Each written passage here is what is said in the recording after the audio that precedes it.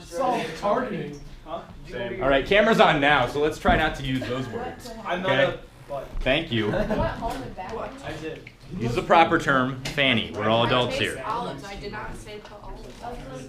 All right. Wait, hold on. That was really intense. I was like, a bonfire tonight. Who wants to have a bonfire? Ben. Yeah. Yeah. Me. Party Is that hard. We can burn all your grades that I. Bonfire. Yeah. Actually, Yeah. what works? Okay. So let's talk Pythag. This is the Pythagorean theorem. For bonfire. You should know that. I mean, I want to.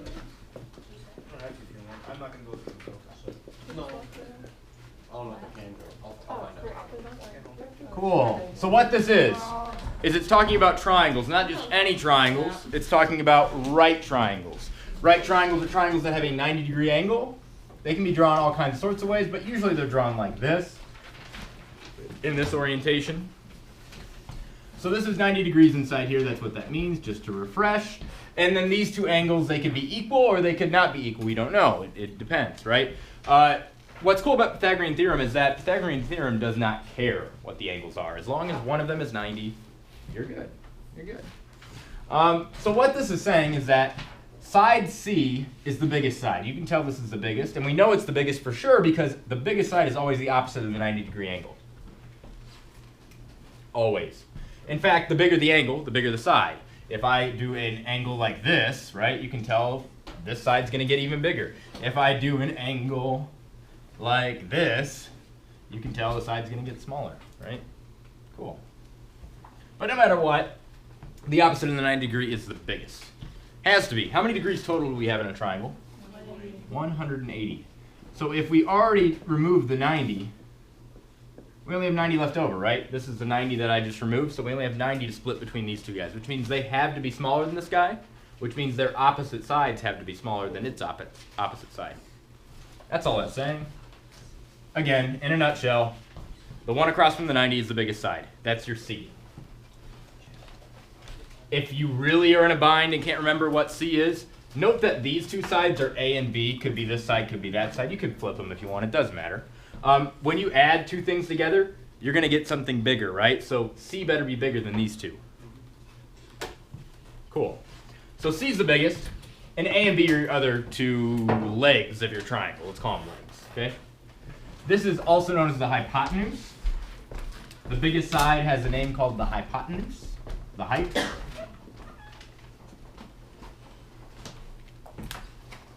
And again, these are our two legs, A and B. Okay, cool. So far, so good, I hope. So what this allows us to do, it allows us to take any right triangle and find missing sides. If we know two of the sides, we can figure out one of them. And I can do that in any configuration, right? I can give you the hypotenuse is 3, and I can give you that this guy down here is 1, and then you have to find the missing side. We can call it A, we can call it B, doesn't matter. I'm going to call it A. And the way you do it is you do algebra. You take A squared, which we don't know, so we leave it as a variable, plus B squared. What's our B here? 1. Uno. So it's 1. Always practice safe X. We talked about that. When you plug that in, put it in something, all right? Equals C squared. What's our C value? 3. 3. Did you ever hear that before? Put in parentheses, squared. Education is 2 parts psychological, okay? And one of those 2 parts is psychological scarring. You'll remember it for life, for better or for worse, okay? And again, this won't prevent every mistake you make, but it'll prevent lots of the little mistakes you make, about 90% of them, okay? It's not foolproof, but it's pretty close. I heard the circumcised joke. I didn't hear that one. Yeah, well, I don't know what joke you're talking about. I'm just teaching math up here, all right? It was the So let's simplify.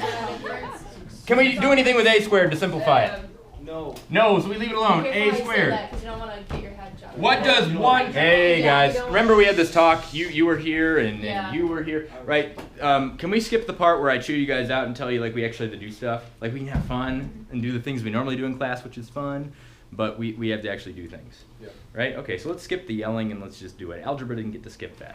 So up here, let's simplify 1. 1 squared is 1 all day. 1 times 1 is 1. That's all squared means. Take a number, multiply it by itself. That's all I got for you there. Equals 3 we can simplify. 3 squared is 9 because it's 3 times 3. Now we have an equation with one variable. if we only have one variable, we can find what that variable is. So let's solve. We're going to take this guy and subtract him from both sides. I haven't been doing a lot of notation like this, but I think you guys did that in algebra last year in 8th grade, right? For those of you that are freshmen? Yes? Okay. Does that help when I do that instead of just blow through it? Does it hurt? Okay, then I think I should do it.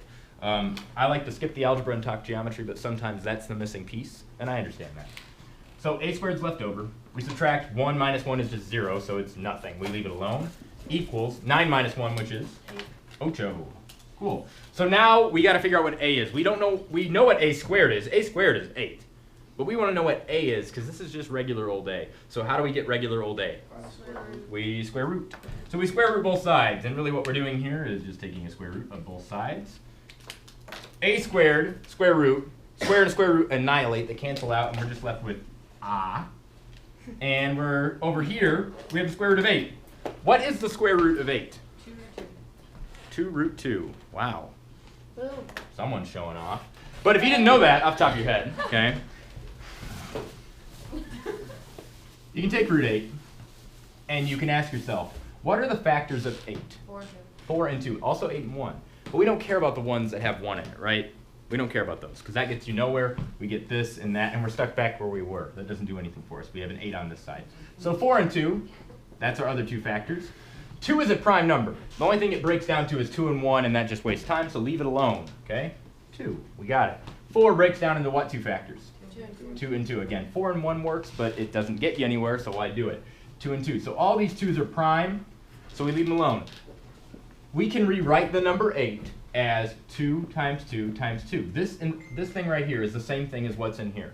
If they're not the same thing, then you change the problem, and that's not okay. You can't do that on your final. You're not allowed to change the problem and make your own answers. I do that. That's my job. Okay. So this is the same as this, but it's just a different perspective. It lets us see it a little bit differently. So now we can see square root takes out doubles, right? Takes out doubles. That's why I took out this 2 over here. So we got 2 2's. They annihilate, and only 1 gets out. It's kind of like jail, right? Have you ever been? You know how it is, right? You got a buddy. You have to sacrifice him. Always bring a slow friend. That's like rule number 4, right? That way if you're chased by a bear, Bring a fat friend. no, slow. Can you write 1, 2, and 3? No, I'm not going to write it on the board. So these 2 annihilate, right? 1 gets out, 1 dies. Sorry about you. That's just how it happens. The other guy doesn't have a buddy, so he's stuck on the inside, right? But he'll smuggle some stuff in, right? Right? Some stuff. So we have 2 root, and what's left inside? 2. Oh. However, you would be wrong saying that 2 root 2 is the answer, because whenever you take a square root, you have 2 answers. You have a positive answer and a negative answer. And I'm not sure on your test how it represents this. Algebra found this out the hard way, okay? You can write it like this, because this is the lazy way. Mathematicians like to be lazy, okay? So they invented this plus minus. It means positive 2 root 2 works, and so does negative 2 root 2, because when you multiply this number by itself, you will get this, right? You will. However, there's another option other than just positive 2 root 2. You can also multiply both negatives together, because a negative and negative makes a positive. So there's 2 options really here. So it's representing both options. Another way to do that, and it looks awful, is this. You have this weird looking thing, okay? It's not this. We're not doing a coordinate, okay? Is that called a bracket? It's a weird kind of bracket. There are many kinds of brackets. So you get this weird thing, and you have your first answer, which is the positive version, right? Comma, your other answer, which is the negative. And it does that. This is not a coordinate. You do not plot this. These are both just 2 of the same thing, right? They're the same answer. Not the same answer. They're both answers to the same question. Yes? Which one do you want us to put on the final? Yours is Scantron, so whatever Oh, version yeah, it yeah. comes in, that's what you'll do. But I want you to know that this is the same thing as that. This is just a way of saying, hey, we got 2 answers, one's positive, one's negative. This is a way of saying, hey, we got 2 answers, one's positive, one's negative. Alright. Yes? Since we're working with lines, wouldn't it always be positive? It can't be negative, can Okay, so is that usually that way in the final? Yeah. Okay. Okay, so you know that we're working with real triangles here. Okay, this is a real triangle. I drew it myself. So we can't have a negative length, right? A cannot be negative because you can't have a negative. Do you understand why this is? Right? You can't run a negative mile. Even if you run it backwards, you're just doing it really inefficiently. You still did a mile, right? You ran a plus mile. So this guy over here isn't going to be either or. He's just going to be the positive one. So we're going to take this guy And that's our a value, 2 root 2. That's what Pythagorean theorem allows us to do. It allows us to find that missing side. In fact, if you were to build a right triangle, right, out of wood or whatever material you're using, if you made this side length 1 and this side length 3 inches, feet, whatever, as long as it's consistent, you would have to cut this piece of wood to be 2 root 2 long. Good luck doing that, right? But instead of measuring this one out, you can know Pythagorean theorem. Hey, if I do this one and this one, whatever I cut, as long as it matches this side and this side, we're good. That's really helpful. Measuring out 2 root 2, which is a decimal that goes on forever, would be very hard to do with a ruler, right? Impossible. Anybody remember pi, right? It's impossible to measure, right, accurately. So it's nice to know that whatever I cut, as long as it reaches from here to here, that's 2 root 2. Okay, so let's do another example with Pythagorean theorem. If you're playing along at home, you can take out some piece of paper and, do the thing. We call it math. Let's erase all this work. Let's give another example. So,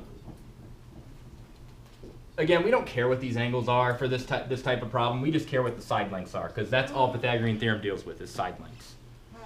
Angles and stuff, that's trig. We'll talk about that. So, I'm going to give you this problem. This guy down here, let's label him B. So we're looking for B. And I'm going to give you the two other sides. I'm going to say this side is equal to 5, and this side is equal to 3. How about that? Okay? Find the missing side length. Do it on your own. 4. I will pause the video now. You'll come back later.